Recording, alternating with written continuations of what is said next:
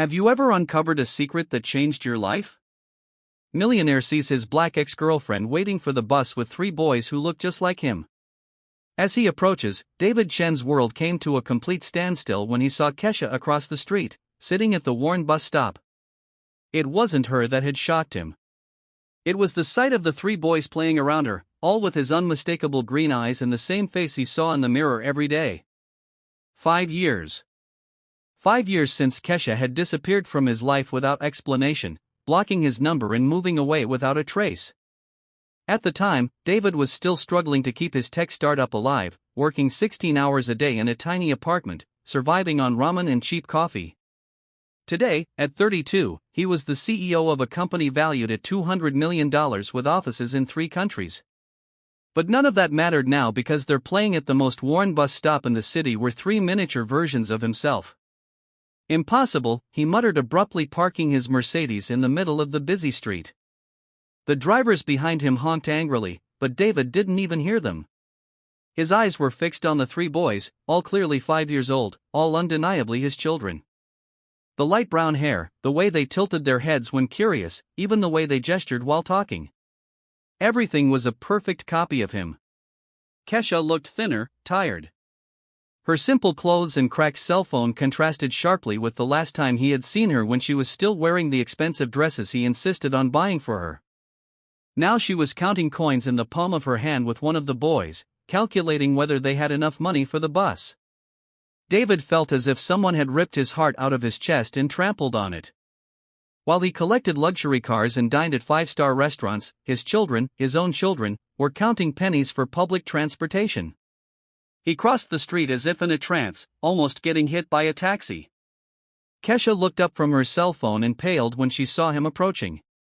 Automatically, she pulled the children closer like a lioness protecting her cubs. Kesha. His voice came out hoarse, laden with 5 years of unanswered questions. David, she stammered, clearly unprepared for this encounter. Her hands trembled slightly as she put her cell phone in her worn purse. These are my children. It wasn't a question. The resemblance was too striking to deny. One of them even had the small scar on his chin that David had gotten when he fell off his bike at age 6. One of the boys, more curious than his brothers, took a step forward. "Mommy, who's that man?" His voice was soft, polite, but carried a maturity that shouldn't exist in a 5-year-old. David felt as if someone had ripped the air from his lungs. The boy's voice, even the way he tilted his head when he asked questions. Everything was a miniature version of him. Could this be the start of a shocking revelation? How had he missed that? How had he missed 5 years of watching these boys grow up? They're 5, aren't they? David insisted, mentally calculating the dates. You were pregnant when you disappeared. When you cut me off without an explanation. Kesha closed her eyes for a moment, clearly struggling between revealing the truth or making up a lie. When she opened them again, there was a mixture of pain and guilt that he had never seen before. David, this is not the time or place for this conversation. 5 years, Kesha. His voice rose higher than he intended, causing a few passers-by to look curiously. 5 years of my children you hid from me. 5 years I'll never get back. One of the boys hid behind his mother, clearly frightened by the raised voices. David forced himself to lower his voice, but the anger still burned in his throat. Why? Why did you do this to me? She stood up quickly, holding the 3 boys' hands. You don't understand the situation. I tried to tell you. I tried to talk to you, but what? You ran away like a coward. You blocked me from everything and pretended we never existed. The bus was approaching in the distance, and Kesha began to gently push the children toward the sidewalk. Mom, do we have enough money for all 3 of us? Asked one of the boys, showing a few crumpled coins in his small palm. The words hit David like a punch in the stomach. His children, his own children, were worried about $2 for the bus while he had unlimited credit cards in his pocket. Kesha, wait. He tried to grab her arm, but she quickly pulled away. I couldn't raise 3 kids on my own and work and give you the attention you always demanded. She whispered quickly, looking around nervously as if she expected someone to appear. Some people didn't want you to know. People who had a lot to lose if you found out. What people? What are you talking about? But the bus had already stopped and Kesha was pushing the children inside with an urgency that seemed to go beyond simply catching transportation. I can't talk about it here. It's not safe. The bus door closed before David could fully process what she had said. Some people didn't want him to know. People who had a lot to lose. What the hell did that mean? And why did she seem afraid of someone other than him? He stood on the sidewalk watching the bus drive away carrying his 3 unknown children. For the first time in years, David Chen, the man who had built a tech empire from scratch, who had faced racist investors and hostile boards, felt completely lost. But one thing he knew for sure, someone had deliberately kept his children away from him. Someone with enough power to make Kesha disappear and remain hidden for 5 years. And when David found out who had dared to mess with his life like this, that person would pay dearly for stealing 5 years of his life as a father. As he walked back to his car, a cold determination took hold of him. He had survived bankruptcy, overcome racial discrimination disguised as lack of experience, and built an empire against all odds. Finding out the truth about his children would be a piece of cake compared to what he had already faced. But standing there next to the Mercedes that cost more than many people earn in 2 years, David Chen realized something that disturbed him even more. Kesha hadn't just hidden his children. She was protecting them from someone. And that person was still a threat. If this story of family secrets and devastating discoveries touched you, don't forget to subscribe to Black Voices because what David was about to discover about who really orchestrated the separation would change everything and the revenge would be sweeter and more calculated than any business success he had ever achieved. David spent the next 72 hours obsessively researching Kesha and the boys. What he found left him even more disturbed than he had expected. She worked as an administrative assistant at an accounting firm, earning barely enough to support 3 children. She lived in a small apartment in the suburbs, far from the upscale neighborhoods where they used to hang out together. But what really caught his attention were the photos on social media. In all of them, Kesha avoided showing the children's faces completely, always in profile or with part of their faces covered, as if she were deliberately hiding them from someone who might recognize them. That's when David discovered something that made his blood boil. Kesha was married. Her husband was Brandon Mitchell, a corporate lawyer at the family firm Mitchell & Associates. On his Instagram posts, there were several photos of the perfect family, him, Kesha, and the 3 boys on expensive vacations, at fancy restaurants, social events. Brandon presented himself as the boy's father, receiving congratulations and compliments in the comments about what an exemplary family man he was. David felt a rage he hadn't felt in years. Not only had they hidden his children from him, but another man was reaping the rewards of being their father. Taking advantage of the situation to build a public image as a family man, he decided to investigate further. Using his contacts in the business world, he discovered that the Mitchell family was powerful in the local legal scene. Brandon's father, Robert Mitchell, Sr., was one of the most influential lawyers in town with political connections that extended to the state government. On Wednesday night, David hired a private investigator. By Friday, he had a detailed report in his hands that made him feel sick. Brandon had met Kesha when she was 5 months pregnant. According to witnesses, he had convinced her that David would never be a good father because of his unstable past, referring to the fact that David had grown up poor and struggled to build his company. Even more disturbing, Brandon had offered financial stability in exchange for her never revealing the identity of the children's biological father. The investigator had gained access to old messages between Kesha and her sister in which she confessed to being afraid that David will show up and try to take the kids away and that Brandon had assured her that would never happen if she kept it a secret. But the worst was yet to come. David discovered that Brandon had known his identity from the beginning. He had done some research on him when he started dating Kesha.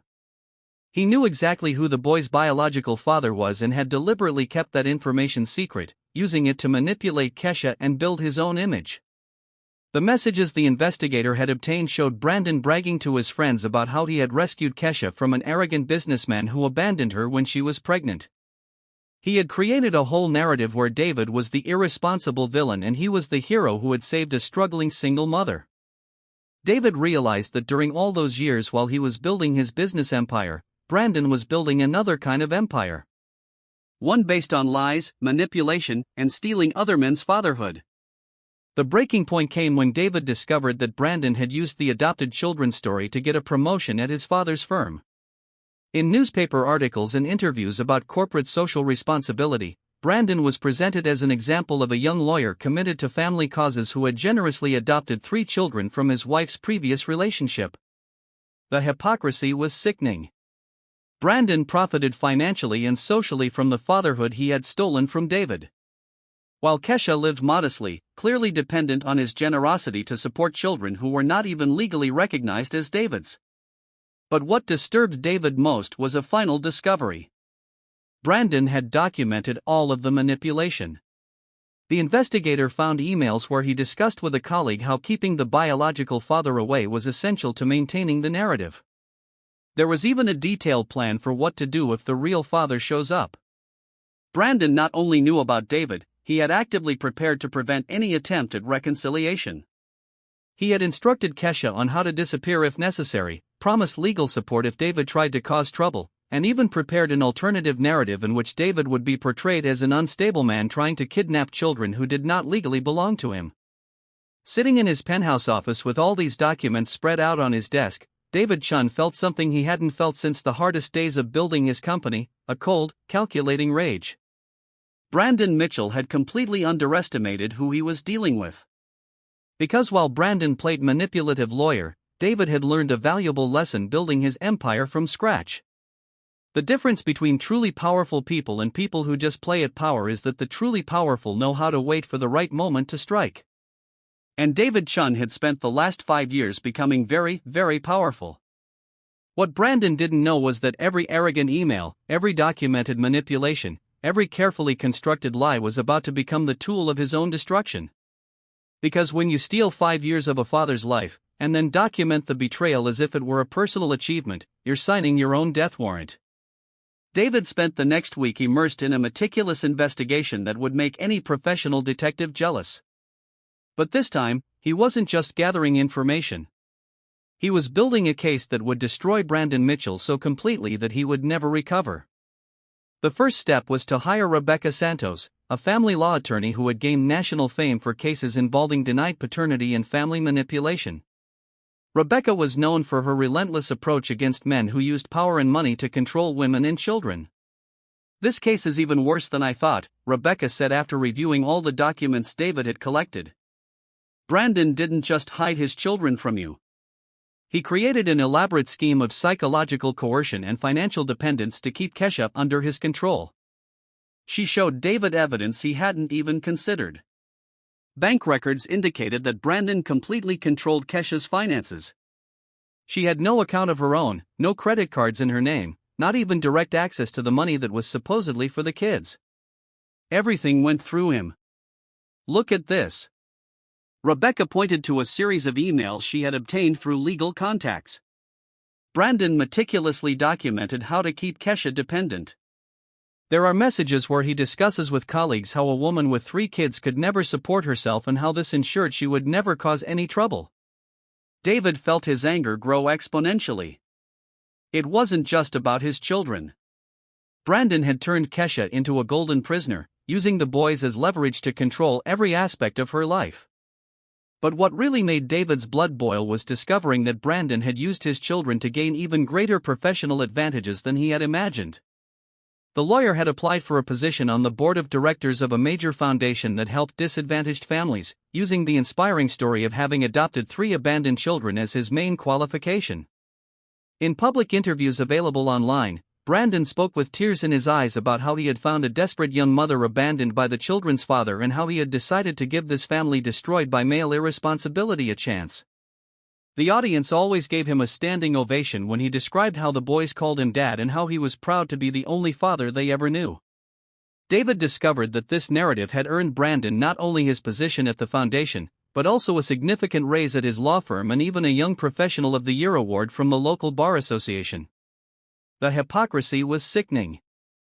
Brandon was profiting financially, socially, and professionally from a lie he had orchestrated, while the children's real father was being portrayed as an irresponsible man who had abandoned his family. That's when David discovered something that completely changed his strategy for revenge.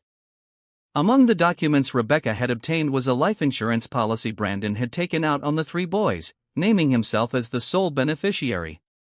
The amount was absurdly high, $500,000 per child.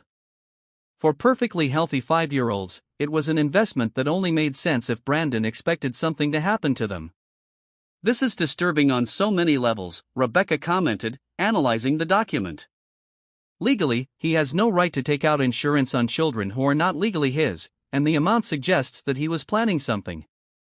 David finished feeling a chill. Further investigation revealed that Brandon had consulted lawyers about adoption procedures in cases where the biological father is deemed unfit. There was also research in his history on how to prove emotional instability and document erratic behavior of former partners. David realized with horror that Brandon wasn't just hiding his children. He was preparing a case to remove them permanently from any possibility of contact with their biological father. And the insurance policies suggested that Brandon's plans for the children were even more sinister. "We need to act fast," Rebecca said. "But we also need to be smart. If Brandon realizes we've uncovered his plans, he may rush whatever he's been plotting." That's when David made a decision that would change everything. Instead of confronting Brandon directly or immediately exposing his findings, he would start playing Brandon's game, but with completely different rules. David used his contacts in the business world to discreetly approach the foundation where Brandon had secured his board position. Without revealing his personal connection to the case, he offered a substantial donation to support the excellent work they were doing with underprivileged families. The $100,000 donation secured David not only privileged access to the foundation's events, but also the opportunity to observe Brandon closely, learn his habits, his weaknesses, and most importantly, document every lie he told publicly about his adoptive family. What Brandon didn't know was that every event, every speech, every interview where he repeated his fabricated story was being carefully recorded and documented. David was building a complete file of evidence that would prove without a shadow of a doubt that Brandon's entire heroic narrative was a calculated hoax. But David had an even more elaborate plan. Using his technological resources, he had created a complete digital dossier on Brandon's manipulations, including recordings, documents, financial records, and even evidence of suspicious research into life insurance for children. The dossier would be sent simultaneously to 3 devastating destinations: the Lawyers Association that had honored Brandon, the foundation where he served on the board, and most importantly, an investigative journalist specializing in family corruption whom David had met through professional contacts. Sitting in his office in the early hours of Friday morning with all the documents organized and the plan finalized, David Chen smiled for the first time in weeks. Brandon Mitchell had spent years building a reputation based on lies and manipulation. In 72 hours, all of that would come crashing down so spectacularly that he would never be able to recover. What Brandon didn't realize was that every lie he had told, every manipulation he had documented, every exploitation of the situation was about to become the tool of his own total destruction. Because when you build an empire based on falsehoods, it only takes one well-placed truth to make it all come crashing down like a house of cards. David had learned a valuable lesson building his company. Strategic patience always beats impulsive arrogance. And Brandon Mitchell was about to discover the price of underestimating a man who had much more to lose and much more power to fight back than he could ever imagine. The annual event for the Foundation for Needy Families was packed with the city's legal elite. Brandon Mitchell, impeccable in his tuxedo, was preparing for his speech as a board member when his phone began to vibrate incessantly. The first call was from his father. "Brandon, what the hell have you done? I'm getting calls from journalists asking about document forgery." Before he could respond, a second call came in from his senior partner. "Mitchell, you need to come in here now. Documents have arrived, proving that you lied about everything." Brandon felt the blood drain from his face when he saw the email he had just received. The sender was unknown, but the subject line was devastating. 5 years of lies, complete evidence. The attachment contained everything. Every arrogant email he had sent. Every document where he had planned to keep David away. Every conversation where he had boasted about stealing a family. Even the suspicious insurance contracts for the children. On the second page, a DNA analysis confirming that David Chen was the biological father of the 3 boys, accompanied by a legal report detailing how Brandon had used psychological coercion to control Kesha. "Ladies and gentlemen," announced the presenter. "Our next speaker is Brandon Mitchell, known for his dedication to families in need." Brandon took the stage with his legs shaking, unaware that David Chen was sitting discreetly in the 3rd row, watching in real time as the reputation he had spent years building was destroyed. "I would like to talk about honesty," Brandon began, his voice faltering when he saw several people checking their phones simultaneously. That's when investigative journalist Marcus Reed stood up. "Mr. Mitchell, is it true that you impersonated the father of 3 children whose biological father was deliberately kept away through manipulation?" The silence was deafening. Brandon tried to speak, but the words wouldn't come out. In the audience, cell phones lit up as people received the dossier David had sent simultaneously to journalists, foundation members, and colleagues at the firm. "According to documents we have just received," Reed continued, "you have profited financially and professionally from a false narrative about rescuing an abandoned family." David watched Brandon crumble publicly. He felt no pleasure in the humiliation, only the cold satisfaction of seeing justice done. He stood up and left before anyone could connect him to the expose. 2 hours later, he was at Kesha's apartment door. She opened it with red eyes, already knowing the truth had been revealed. "Brandon called screaming," she whispered. "He lost his job. His family disowned him. He could be sued for fraud." "How do you feel?" David asked genuinely. A shy smile appeared on her face. "Relieved, for the first time in 5 years, I feel free." The 3 boys appeared at the door, looking at David, not as a stranger, but with a natural curiosity of children who finally understood they had a father. "Mom said, you're our real dad," one of them said directly. "Yes, I am," David replied, kneeling down to their level. "And if you want, I would very much like to be a part of your lives." The next day, the newspapers read, "Renowned lawyer loses everything after family manipulation scandal." The Bar Association opened an ethics investigation. The foundation removed him from the board. His firm announced that it was re-evaluating his membership. David received a call from Rebecca Santos. "The paperwork is ready. Kesha has voluntarily transferred joint custody rights. Legally, you are now recognized as the father."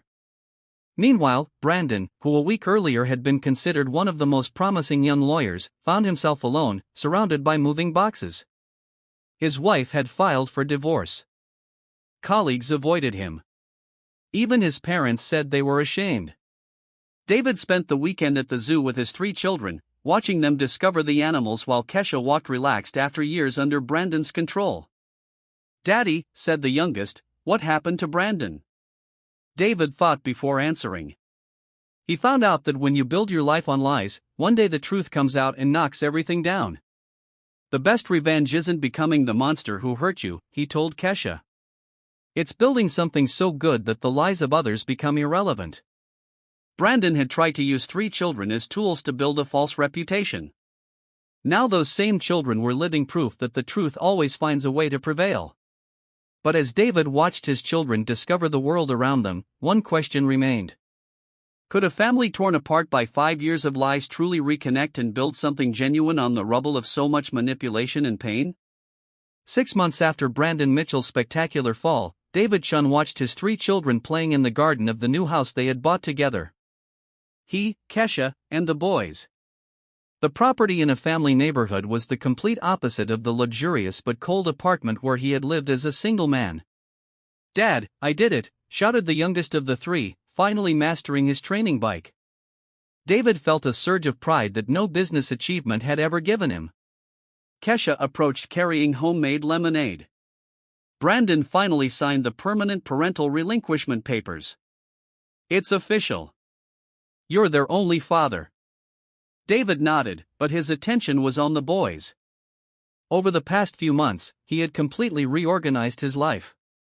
Working from home, attending school presentations, teaching them to ride bikes. He had discovered that being a present father was infinitely more rewarding than any professional success. "And Brandon?" he asked, more out of curiosity than concern. "He's working as a paralegal at a small firm in the country," Kesha replied. "The pay is a tenth of what he was making. His ex-wife remarried and moved out of state." David felt no pleasure in Brandon's misfortune, just the satisfaction of knowing that justice had been served. That night during dinner, his middle son asked, "Dad, why did Brandon lie about being our father?" David thought before answering. Sometimes people make bad choices when they want something that doesn't belong to them, but the truth always finds a way to come out. David's business was thriving more than ever. Ironically, Brandon's exposure had highlighted his own story, generating positive media coverage. Business magazines interviewed him about balancing business success with family responsibilities. His story had inspired other fathers in similar situations. David received dozens of messages from men who had discovered hidden children or were struggling with family manipulation. Rebecca Santos had become one of the most sought-after lawyers in town. "His case changed the public perception of parental manipulation," she said. "Judges now take these situations much more seriously." A special report revealed that Brandon had manipulated at least 3 different families over the years, always using the same strategy. Other victims began to come forward. David realized that his revenge had turned into something bigger, a movement to raise awareness about family manipulation and parental rights. On the first anniversary of being reunited with his children, David organized a party at the same park where he had first seen Kesha. Rebecca made a toast to David, who proved that the best revenge isn't destroying your enemy, but building something so beautiful that their lives become irrelevant. As he watched his children laugh with the cousins they had finally met, David reflected on the journey. Brandon had tried to steal 5 years of his fatherhood, but without knowing it, he had given him a gift. The opportunity to be the kind of father he would never have been if he hadn't gone through that loss. The real victory wasn't in Brandon's downfall, but in the family they had built on the rubble of his lies. David had learned that success wasn't measured in dollars or professional recognition, but in small moments like teaching a child to ride a bike. 6 months later, David learned that Brandon had tried to run for a minor public office using a narrative of personal redemption. The candidacy lasted only a week until someone shared the news story about his manipulative patterns on social media. Some people never learned that the truth has a long memory and infinite patience. Brandon had tried to use 3 innocent children as tools to build a false reputation. Now, those same children were living proof that the truth always finds a way to prevail. David discovered that the best revenge is not to become the monster who hurt you, but to build something so extraordinary that your enemies become irrelevant in the face of your happiness. If you've ever been betrayed by someone who thought they could rewrite your story, leave a comment below and tell us how you reacted. And don't forget to subscribe to Black Voices for more stories that prove that the best revenge is to build something so extraordinary that your enemies become irrelevant in the face of your happiness.